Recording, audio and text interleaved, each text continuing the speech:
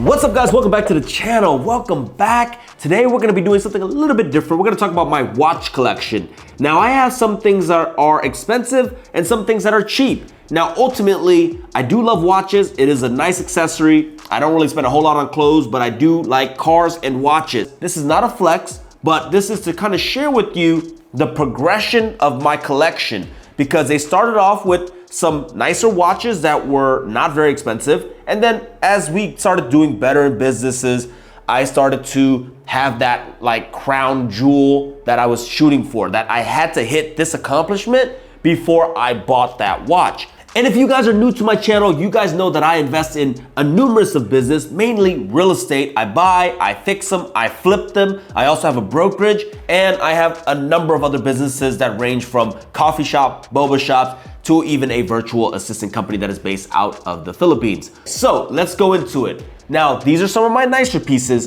but it didn't start there. Let's start off with this one.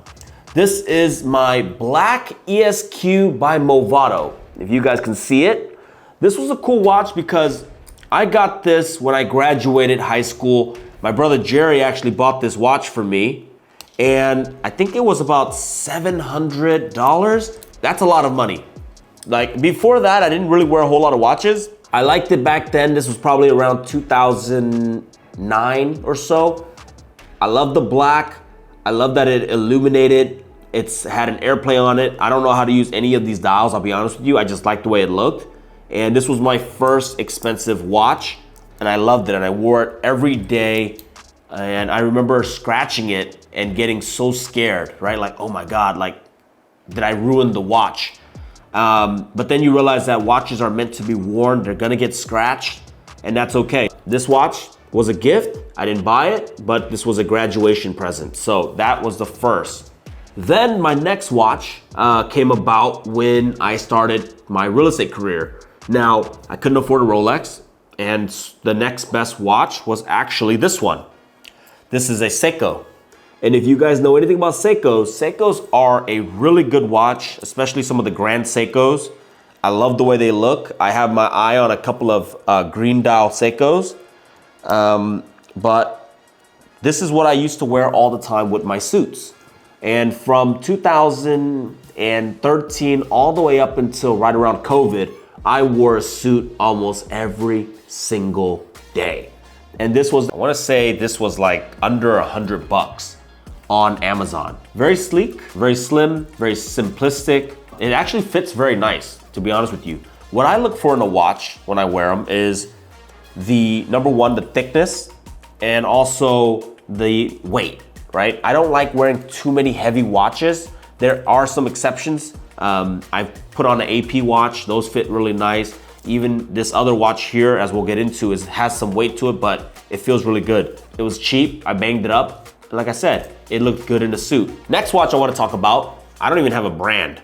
This I bought for $29 or something like that at Target. I love the way it looked. I like the, cloth, I don't even know what they call this band, but I just liked it. And so watches don't have to be expensive for you to want to wear them and buy them. I'm not that kind of person.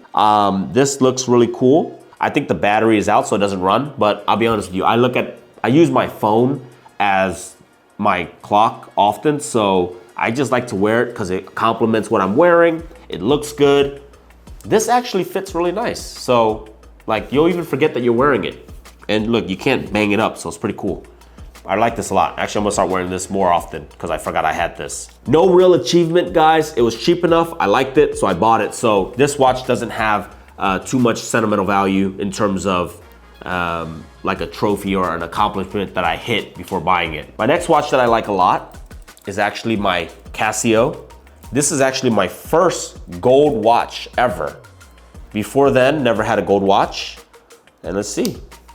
I love it. I wear this with t-shirts. I like that you can hit a button. Oh, man, what the heck happened?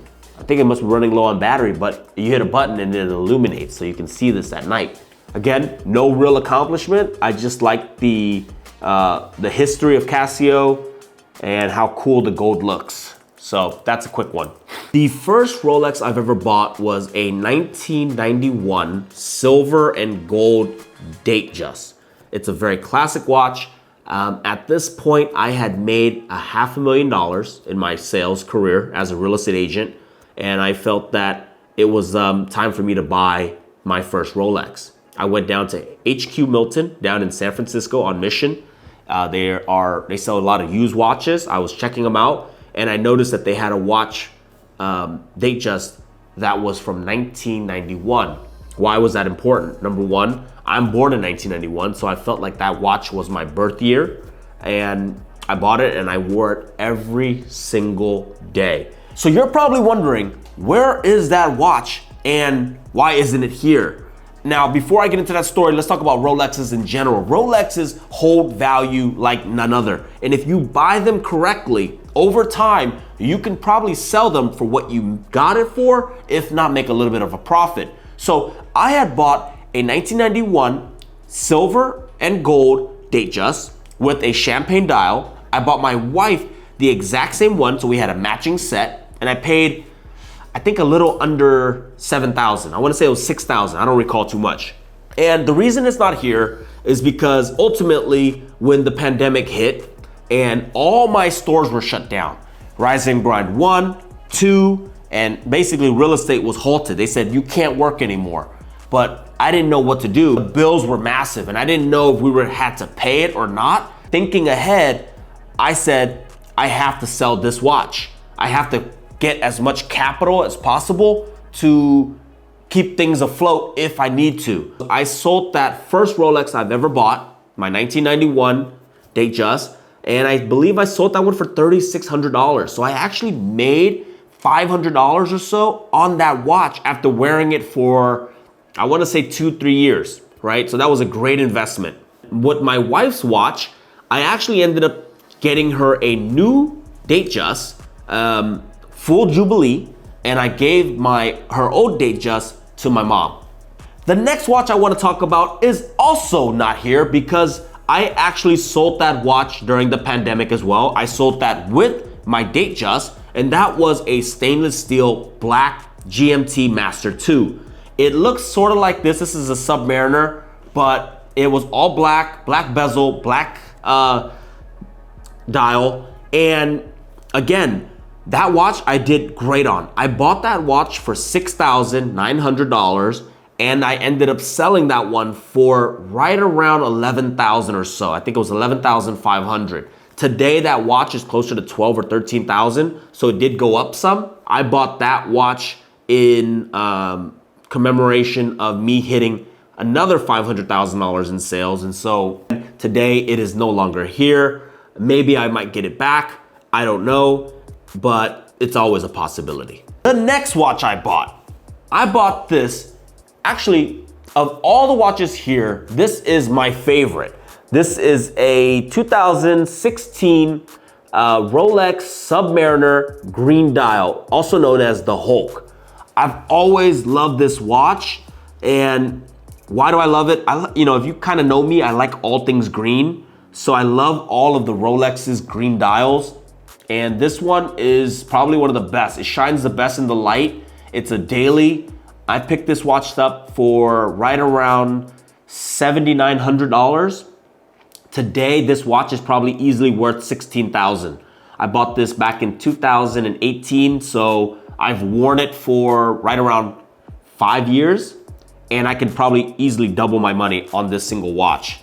You'll probably see me wear this watch a lot in my videos because, it's my daily.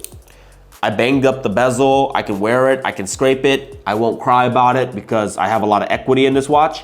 I'll probably never sell this one just because there's no really replacement for it. Again, I bought this watch when we opened up, I want to say the VA hub turned a profit.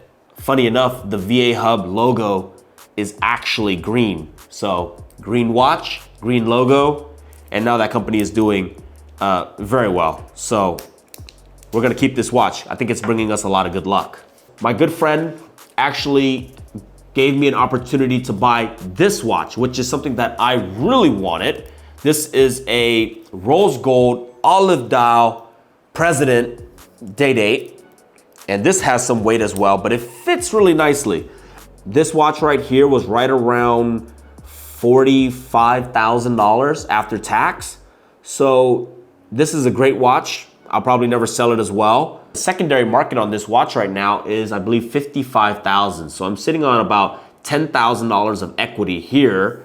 And this one is about $8,000 in equity. So right there, I have $18,000 in profit if I decided to sell both watches. Not bad for having it, wearing it, rocking it, scratching it, and now being able to sell it. That's my collection, guys. I will probably continue to add a couple more brands. I wasn't in the market for a new watch, but I couldn't pass up an opportunity to make some money. I got offered this Rolex GMT Pepsi, which is the blue and red with the Jubilee band. I absolutely love this band. It pops, it sparkles, and I got about $2,000 in equity in this one. So I might rock it a little bit. We might sell it, make that $1,000, $2,000, but you know, can't say no to money, right? I do love the Audemars Piguet. I love Patek Philippe, and unfortunately, those watches are very expensive. The ones that I do want are in the six-figure. I don't have any six-figure watches here, so I do have an achievement that I want to do before I buy one of those watches. Okay, guys, I appreciate you guys watching till the end. I wanted to show my watch collection just to show my love for the watch, the look, the style, and ultimately to motivate you guys to set goals and reward yourself. I know a lot of people go out there, they crush it, they make all this money, but they don't spend $1 of it. I don't know why, they hoard it. Buy what you love, and if it isn't watches and it's cars, then set that goal. Make $1 million bucks, buy yourself an M5, or buy yourself a, I don't know, lease yourself a nice cool Bentley, because they're actually leased pretty well.